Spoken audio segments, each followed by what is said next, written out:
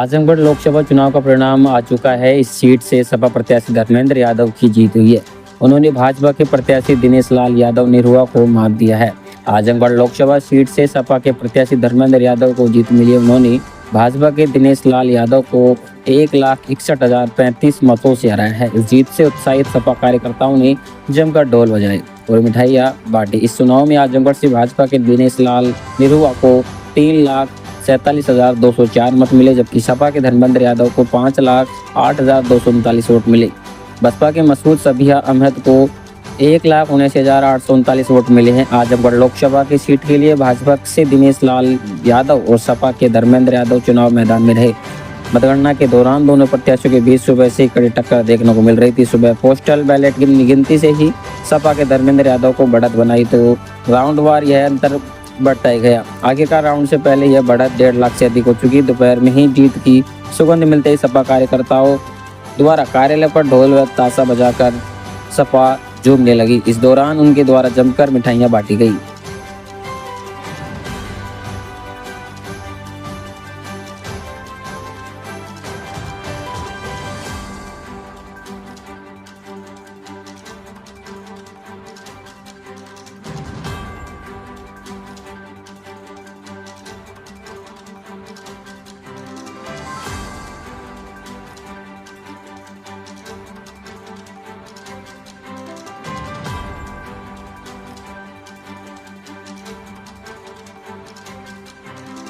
जिसके बारे में हमेशा ये माना गया श्रद्धेय नेताजी की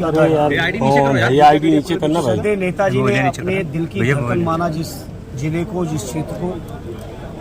आड़ी राष्ट्रीय अध्यक्ष जी भी आए थे चुनाव में बैठौली की सभा में और बोले कि वैसे तो घर है इटावा में और मैं अगर अपनी कर्मभूमि बधाई को भी जोड़ूं तो निश्चित तौर पे सारे घर हैं, लेकिन बोले कि आजमगढ़ गढ़ है। तो मुझे आज संतुष्टि है, मुझे प्रसन्नता है, मुझे खुशी है और मैं अपना सौभाग्य मानता हूँ कि पार्टी का ये गढ़ के तौर पे वापस पार्टी लौटी है। इसलिए उपचुनाव के बाद तमाम तरीके के सवाल पत्रकार मित्रों आपने भी किए थे और भी सवाल विपक्ष के लोग कर रहे थे। मुझे खुशी है मेरे आजमगढ़ के सभी जिम्मेदार लोगों ने मिलकर अपने उस गढ़ को भी लौटाया है। जहाँ तक मेरी जिम्मेदारी का सवाल है, निश्चित तौर पे जब ये श्रद्धेय नेताजी की दिल के नज़दीक है, आड़ी राष्ट्रीय अध्यक्ष जी के घर की तरह है, तो उस घर का देखभाल करना और उस घर के लोगों के बीच अपने कर्तव्यों का निर्वहन करना निश्चित तौर पे एक बड़ा काम है।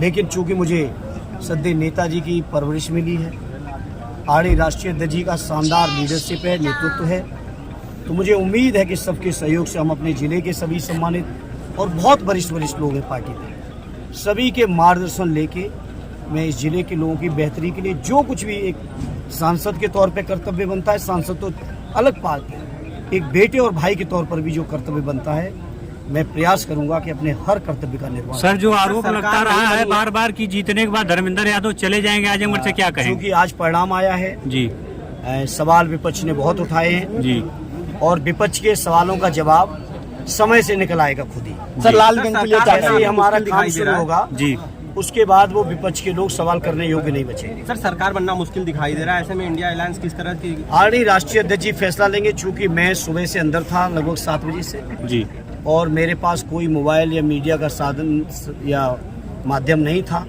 जिसकी वजह से मैं देश की घटनाओं पर नज़र रख पाता। आड़ी राष्ट्रीय अध्यक्ष जी हमारे सक्षम लीडर हैं और जो भी ज़रूरत होगी बेहतर से बेहतर फैसला देश के हित में, लोगों के हित में, संविधान बचाने के लिए और तमाम जो मुद्दे हैं, लोकतंत्र बचाना है, संविधान बचाना है, आरक्षण बचाना है, जनगणना करानी है, तमाम मुद्दों पर हमारे राष्ट्रीय अध्यक्ष जी फैसला लेंगे। सर, गुड्डू जमाली साहब आए थे और लगातार कहा जा रहा था गुड्डू जमाली केवल एक इंडिविजुअल आए हैं, अब जीत को लेकर किस तरह से? नहीं, ऐसा नहीं है, ये पता नहीं किसने कहा। आड़ी जमाली साहब के आने से लगातार हम लोगों ने कहा कि उनका इस चुनाव में बहुत महत्वपूर्ण योगदान है और वो महत्वपूर्ण योगदान आज परिणाम के माध्यम से दिखा भी है सबको। और जमाली साहब के बारे में कम से कम हमारी पार्टी के किसी ने नहीं कहा, विपक्ष का कोई क्या कहे नहीं कहा। धर्मेंद्र जी, आपकी पहली प्राथमिकता क्या होगी? कैसे रहा है? मेरी प्राथमिकता जैसा मैंने बताया कि श्रद्धेय नेताजी की ये सरजमी है, माननीय अखिलेश यादव जी की सरजमी है, तो उन जज्बातों को, उन भावनाओं को, उन रिश्तों को आगे बढ़ाना मैं समझता हूँ सबसे महत्वपूर्ण जिम्मेदारी है। और जैसा आदरणीय राष्ट्रीय अध्यक्ष जी बैठौली की सभा में आप सबके बीच कह के गए कि दिल्ली में जब समाजवादियों की भागीदारी होगी तो उस भागीदारी का आजमगढ़ के लोगों को अतिरिक्त लाभ मिलेगा ही मिलेगा। आजमगढ़ प्राथमिकता पे होगी ही होगी। तो अब चलिए आज निकलते हैं, देखते हैं क्या बनती है देश की तस्वीर। सर लालगंज के लिए भी क्या कहेंगे? लालगंज के आदरणीय दरोगा जी को मैं बहुत बहुत बधाई देता हूँ। और लालगंज ही नहीं, मैं तो आज अध्यक्ष जी से चर्चा कर रहा था, आसपास की जितनी भी सीटें हैं, लालगंज, घोसी, मऊ, अंबेडकर नगर, फैजाबाद, सुल्तानपुर, जौनपुर, मछली शहर, चंदौली, बलिया, फैजाबाद, अयोध्या, आप बताओ कहाँ नहीं जीत गए हैं। तो लगातार जो पूरे प्रदेश के लोगों ने पश्चिम से लेकर पूरब तक, अभी चूंकि मैं था नहीं, जहाँ तक मुझे खबरें हैं वो ये सारी सीटें हम लोग जीत चुके हैं। गाजीपुर भी जीत गए। गाजीपुर भी आप जीते हैं, बलिया भी जीते हैं, चंदौली भी जीते हैं, सोनभद्र भी जीते हैं, सारी सीटें जो जीते हैं। एक तरफा जो जीत मिली है सर, पूर्वांचल को क्या कहेंगे? और बहुत खुशी रहेगी इन साथियों के साथ लोकसभा में रह के काम करने का मौका मिलेगा।